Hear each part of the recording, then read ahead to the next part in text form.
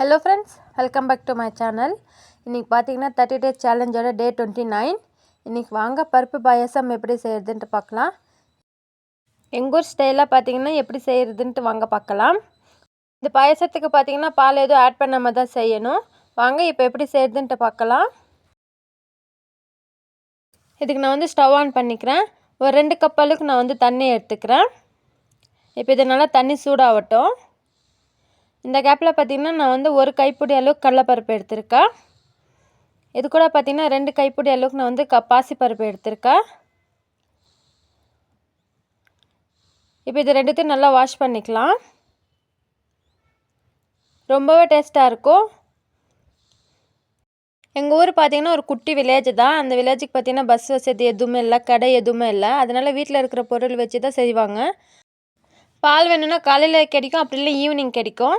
மற்ற டைமில் எப்போவுமே கிடைக்காது. யாராச்சும் கெஸ்ட்டு வந்தாலோ இல்லைன்னா ஏதாச்சும் ஃபங்க்ஷன் வந்து இந்த பாயசம் தான் அடிக்கடி செஞ்சுட்டே இருப்பாங்க. எல்லோரும் வீட்டில் இந்த பாயசம் தான் இருக்கும். இப்போ இதுக்கு பார்த்தீங்கன்னா தண்ணி நல்லா சூடாகிடுச்சு. நான் வந்து பருப்பு எல்லாமே வாஷ் பண்ணி இதில் போட்டுக்கிறேன். இது வந்து நல்லா வேகணும்.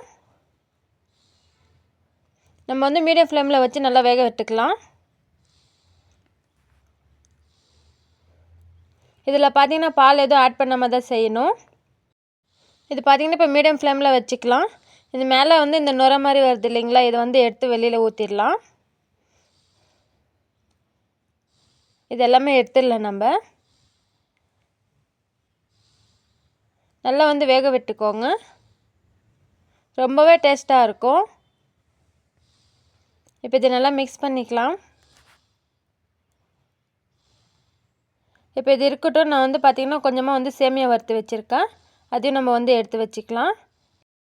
இதில் பார்த்திங்கன்னா ஜவ்வரிசி கூட ஆட் பண்ணிக்கலாம் நம்ம.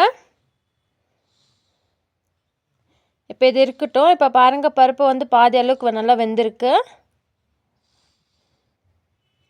இப்போ இந்த ஸ்டேஜில் பார்த்திங்கன்னா நம்ம வறுத்து வச்சுருக்கிற சேமியாலாம் ஆட் பண்ணிக்கலாம். சேமியா அது வேகிறதுக்குள்ளாரே பார்த்திங்கன்னா இந்த பருப்பு இன்னும் முழுசாக வெந்துடும். இப்போ வந்து சேமியா ஆட் பண்ணிக்கலாம். இது கூட பார்த்திங்கன்னா வேர்க்கடலை நான் வந்து ஆட் பண்ணிக்கிறேன். வேர்க்கடலை பார்த்திங்கன்னா தோல் எல்லாமே நீக்கி இருக்கிற வேர்க்கடலை நம்ம ஆட் பண்ணிக்கலாம். நான் வந்து ஒரு கைப்பிடி அளவுக்கு நான் வந்து வேர்க்கடலை ஆட் பண்ணிக்கிறேன். இப்போ இது எல்லாத்தையும் நல்லா வேக விட்டுக்கலாம். மீடியம் ஃப்ளேமில் வச்சு நல்லா வேக விட்டுக்கோங்க. இப்போ இது கூட பார்த்திங்கன்னா நான் வந்து ஏலக்காய் வந்து ஒரு 4 ஏலக்காய் வந்து தட்டி போட்டுக்கிறேன்.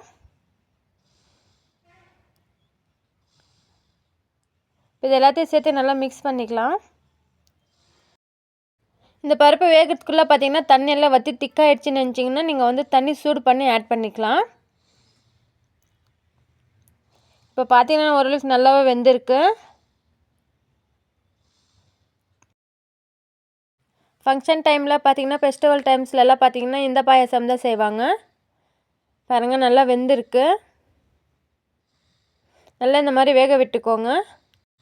நல்லா வெந்தால் தான் நல்லாயிருக்கும் சாப்பிட்றதுக்கு. பார்த்திங்கன்னா பாருங்கள் நல்லா வெந்திருக்கு. இப்போ இது இன்னும் கொஞ்சம் கூட நல்லா கொதிக்கட்டும். இது கூட பார்த்திங்கன்னா நான் 1 கப் வந்து வெல்லம் ஆட் பண்ணிக்கிறேன். 250 ml வந்து நான் வெல்லம் ஆட் பண்ணிக்கிறேன். நீங்கள் இனிப்புக்கு ஏற்ற மாதிரி நீங்கள் ஆட் பண்ணிக்கலாம். கம்மியாக இருக்குன்னு ஃபீல் பண்ணிங்கன்னா நீங்கள் வந்து டேஸ்ட் பண்ணிவிட்டு கூட நீங்கள் ஆட் பண்ணிக்கலாம். இப்போ இது எல்லாத்தையும் சேர்த்து நல்லா மிக்ஸ் பண்ணிக்கோங்க. என்னோடய வீடியோஸ் உங்களுக்கு பிடிச்சிருக்குன்னா ப்ளீஸ் சப்ஸ்கிரைப் பண்ணிக்கோங்க. பக்கத்தில் இருக்க பெல் ஐக்கானையும் கிளிக் பண்ணிக்கோங்க. அப்போ தான் நான் எப்போல்லாம் வீடியோஸ் அப்லோட் பண்ணுறேன்னா அப்போல்லாம் நோட்டிஃபிகேஷனில் வரும். நீங்கள் வந்து தவறாமல் பார்க்கலாம். நிறைய இதே மாதிரி இன்ட்ரெஸ்டிங்கான வீடியோஸ் வந்து நான் எடுத்துகிட்டு வந்துகிட்டே இருப்பேன். பாருங்கள் பார்க்கவே ரொம்ப சூப்பராக இருக்குது. இது வந்து சூடு ஆறிடுச்சுன்னா நல்லா திக்காகிடும். இது கூட நீங்கள் வந்து ஜவ்வரிசி கூட வறுத்துட்டு நீங்கள் வந்து ஆட் பண்ணிக்கலாம். பாருங்கள் நல்லா கொதிச்சிட்டு இருக்குது. இந்த டைமில் பார்த்திங்கன்னா நான் வந்து தேங்காய் துருவி வச்சுருக்கேன். அதையும் நான் வந்து ஆட் பண்ணிக்கிறேன். ரொம்ப டிஃப்ரெண்ட்டாக இருக்கும் இதோட டேஸ்ட்டு. பார்த்திங்கன்னா ட்ரை பண்ணி பார்த்துட்டு எப்படி இருந்துச்சுன்ட்டு கமெண்ட் பண்ணுங்கள். இப்போ இது கூட பார்த்திங்கன்னா துருவி வச்சுருக்கிற தேங்காய் வந்து நான் ஆட் பண்ணிக்கிறேன்.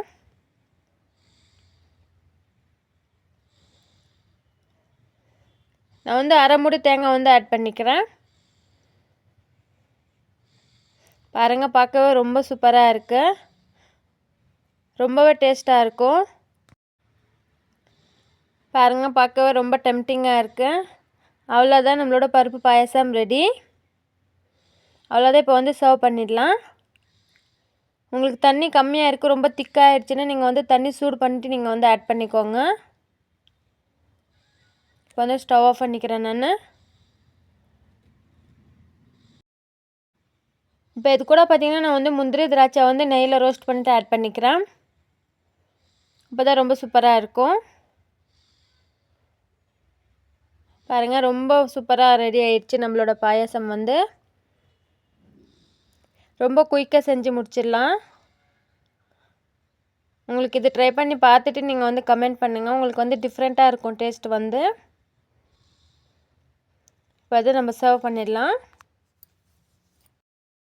இந்த வீடியோ உங்களுக்கு யூஸ்ஃபுல்லாக இருந்திருக்கும்னு நினைக்கிறேன். யூஸ்ஃபுல்லாக இருந்துச்சுன்னா ப்ளீஸ் லைக் பண்ணுங்கள். அப்போ தான் எனக்கு கொஞ்சம் மோட்டிவேஷனாக இருக்கும். பாருங்கள், பார்க்கவே ரொம்ப சூப்பராக ரெடி ஆகிடுச்சு நம்மளோட பாயாசம் வந்து. கண்டிப்பாக ட்ரை பண்ணி பாருங்கள். உங்களுக்கு டேஸ்ட் வந்து ரொம்பவே பிடிக்கும். ஓகே ஃப்ரெண்ட்ஸ், இந்த வீடியோ உங்களுக்கு பிடிச்சிருக்குன்னு நினைக்கிறேன். நான் வந்து நெக்ஸ்ட் வீடியோவில் வந்து பார்க்குறேன். பாய்.